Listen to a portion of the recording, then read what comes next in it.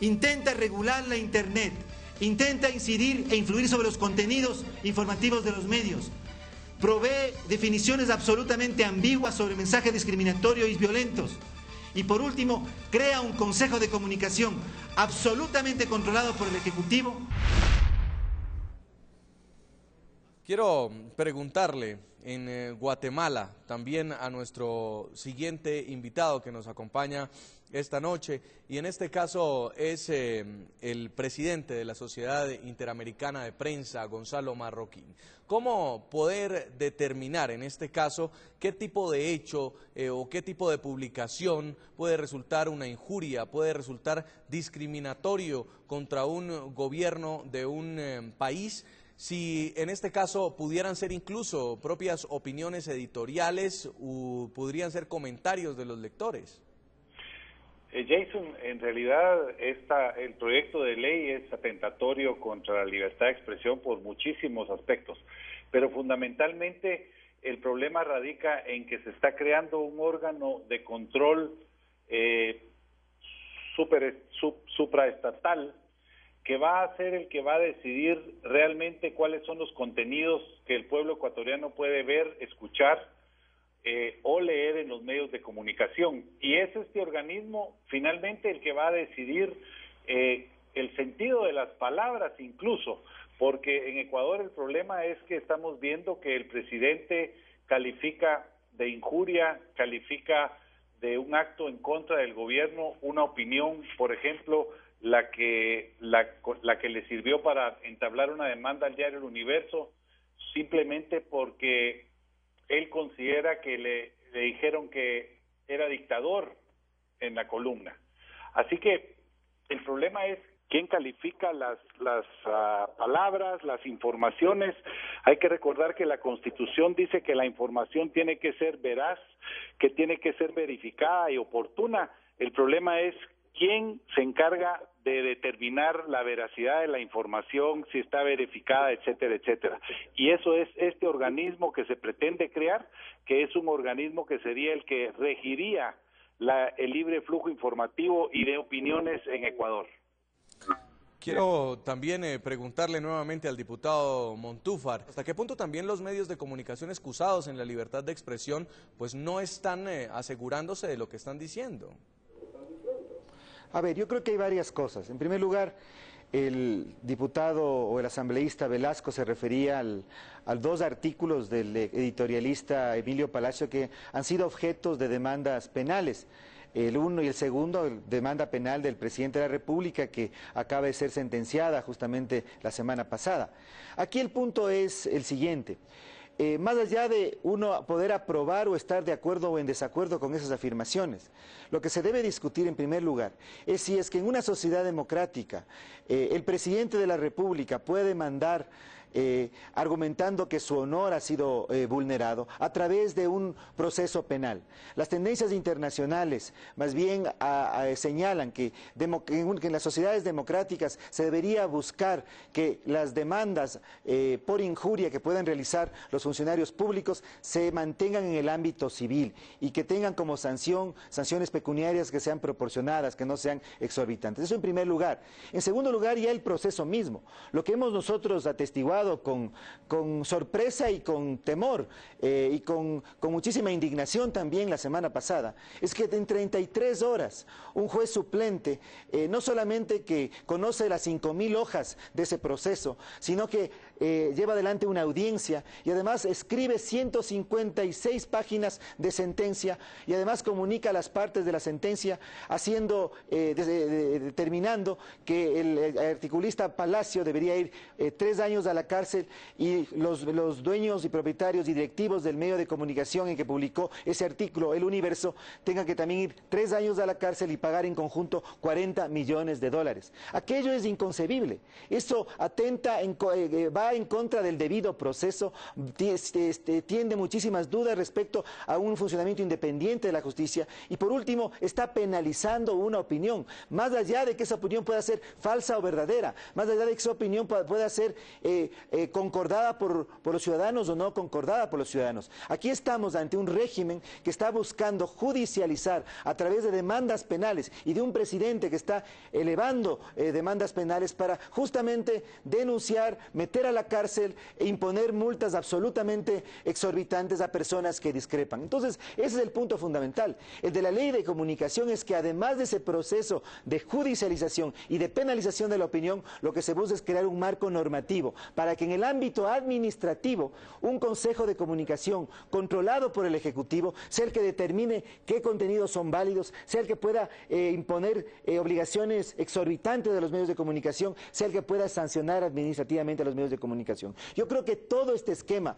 desde la perspectiva de penalizar la opinión y desde la perspectiva de generar este ámbito administrativo en la ley de comunicación, en el fondo es un intento del gobierno para controlar la comunicación y por eso es lesivo a la libertad de expresión. Yo creo que en el Ecuador estamos caminando hacia un régimen totalitario en el que el Estado pretende imponer a los ciudadanos qué pensar y qué expresarse. Diputado Paco Velasco, ¿cómo se va a llevar a cabo esta comisión de regulación? ¿Quiénes van a participar de esta comisión de regulación? ¿Qué personalidades? ¿Van a haber editores de periódicos, expertos en medios de comunicación o van a ser políticos? ¿Quién va a determinar si una información es discriminatoria, si una información está atentando contra las entidades del gobierno?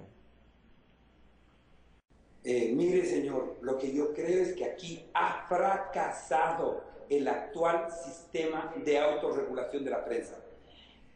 No ha fracasado solamente en el Ecuador, ha fracasado en el Reino Unido, en Inglaterra, en Francia.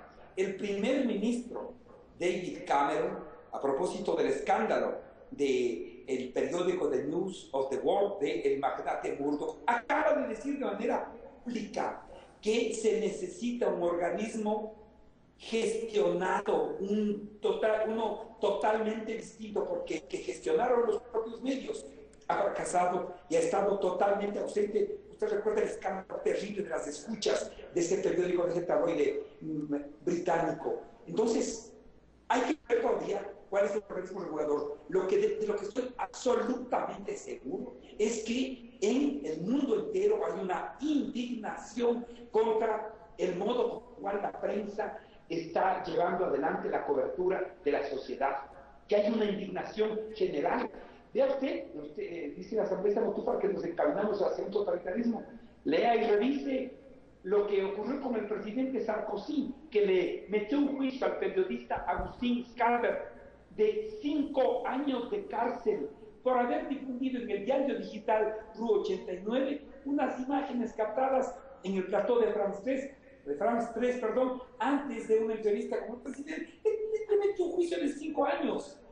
Entonces, también Francia está conduciéndose a una dictadura, Inglaterra también, porque les pone en su sitio a los tabloides que ponen escuchas en los teléfonos de las niñas secuestradas, o los indignados del Team Semen España que se quejan contra un periodismo que impone de manera autoritaria su agenda. Lo que creo es, ya de saber cuáles son las personas de ese comité, creo que tienen los medios que saber que hay una sociedad indignada por los abusos de esa prensa. ¿Y no cree usted, diputado, entonces que esta comisión también podría regular el vocabulario despectivo del presidente Rafael Correa en sus programas de radio y de televisión en contra de sus opositores? Desde luego, creo que sí. Yo he dicho esta mañana en el discurso, creo que sí, pero tendríamos que hacer una moratoria colectiva. Porque, claro, al presidente sí le han dicho fascista, nazi, autoritario, dictador, parecido a Hitler, similar a Mussolini, todo lo han dicho. Y desde luego él no es ninguna monjita de la caridad, él ha respondido. Yo estoy de acuerdo en que se podría hacer un exhorto para que, pero vamos a morigerarnos todos, o es que aquí el único que tiene que morigerar es el presidente y todos los demás que le digan genocida, que le digan que ha ordenado disparar a un cuartel, a un hospital con civiles y con niños, por favor. Entonces, yo podría estar de acuerdo en que se nos llame la atención a todos, pero ¿bajamos todos o no baja ninguno? pero no es que aquí hay uno que se somete, agacha la cabeza para que le digan, y no digo las cosas que uno puede pensar que en democracia se puede decir, el debate es duro, no, la acusación que le hicieron a Correa fue de haber ordenado fuego a discreción contra un hospital lleno de civiles desarmados y que la Corte Penal va a ser llevado y que los crímenes de lesa humanidad no prescriben. Oiga, creo que hay un límite. Vamos a hacer una pausa comerciales y ya regresamos en la noche con nuestro tema de hoy, la ley de comunicaciones en Ecuador, una regulación necesaria para la prensa o una ley mordaza para los medios de comunicación. Estamos en la noche. Continuamos en la noche. Una columna de opinión titulada No a las mentiras sobre los hechos del pasado 30 de septiembre de 2010, cuando un sector de la policía ecuatoriana declaró insurrección al presidente Correa, terminó siendo el detonante de una sentencia judicial histórica en el continente y muy polémica en el mundo entero. En el texto publicado el 6 de febrero de 2011, el entonces jefe de opinión de El Universo llama a Correa dictador y lo acusa de provocar los hechos violentos de esa jornada. El miércoles 29 de septiembre de 2010, el Congreso de Ecuador aprobó la Ley de Servicio Público que establece recortes a los gastos de la burocracia estatal y suprime varios beneficios a los uniformados miembros de las fuerzas policiales y militares. Al día siguiente, y conocida esta ley, decenas de policías toman las instalaciones de un regimiento policial. El presidente Rafael Correa acude al regimiento de Quito para dialogar con los sublevados y el caos se apodera de la capital ecuatoriana. Si quieren matar al presidente, aquí está. Mátenlo pues si le da la gana. Mátenlo si tienen poder. Mátenlo si tienen valor. En vez de estar en la muchedumbre. Desde el hospital de la policía, Correa denuncia a la radio pública que su gobierno es víctima de un intento de golpe de Estado por parte de sectores opositores y de las Fuerzas Armadas cercanas al exmandatario Lucio Gutiérrez. El gobierno de Ecuador declara el estado de excepción para que los militares asuman tareas de policías. En las horas de la noche, los policías sublevados se enfrentan con militares leales que se acercaban al hospital en el que permanecía secuestrado el presidente Correa. Finalmente, Rafael Correa sale del hospital de la policía tras ser rescatado por efectivos de las Fuerzas Armadas. El 6 de febrero de este año, en el diario El Universo, en una columna de opinión titulada No a las mentiras, el periodista Emilio Palacio atacó duramente al presidente Correa y con respecto a los hechos del intento de golpe calificó al presidente ecuatoriano de la siguiente manera. El dictador debería recordar por último, y esto es muy importante, que con el indulto, en el futuro, un nuevo presidente, quizás enemigo suyo, podría llevarlo ante una corte penal por haber ordenado fuego a discreción y sin previo aviso contra un hospital lleno de civiles y gente inocente.